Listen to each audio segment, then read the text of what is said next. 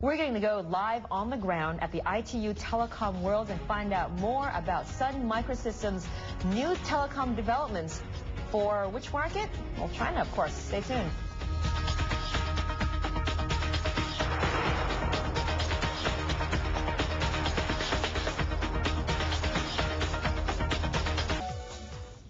Welcome back to Market Watch. Betty is at the Asia World Expo in Hong Kong covering the ITU Telecom World Exhibition.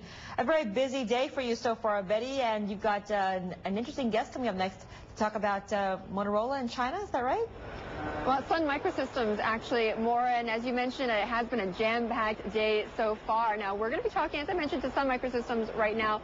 They're the company that provides the infrastructure that enables the internet. And of course, we've been talking a lot about broadband technology here at ITU. I have with me right now live Darrell Jordan-Smith. He's the Senior Vice President of the Communications Industry at Sun Micro. Thank you very much for joining us, Darrell. You're very welcome.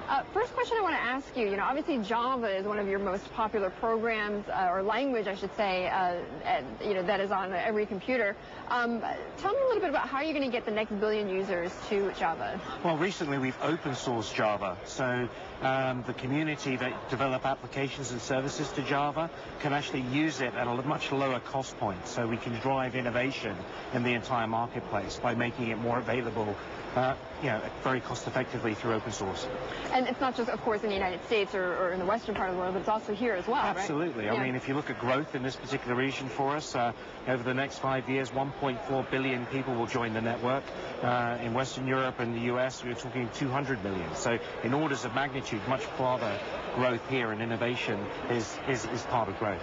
Now, Sun Micro has an interesting phrase that you've coined, the participation age. What do you mean by that? Well, it talks about volume. So, having one phone in the whole world isn't really an awful lot of use, but having millions of phones is a little bit more useful. Having billions of communications, whether that be data or voice, becomes even more relevant. So participation is how you actually integrate with the network, whether it be voice, data, or media, in terms of what you want to drive towards. So the idea around participation is increasing the availability of services and how you would actually look at those as a consumer of those. And also, as consumers talking about how they would actually contribute also to content and instead of content being taken from the internet to the consumers, but the users using their own content and bringing it on the internet. Absolutely. I mean, if you just look at YouTube, 100 million videos a day are viewed on YouTube. That's just one vendor. In China, you have Tencent. Same thing. Music lists, buddy lists, communities are being created.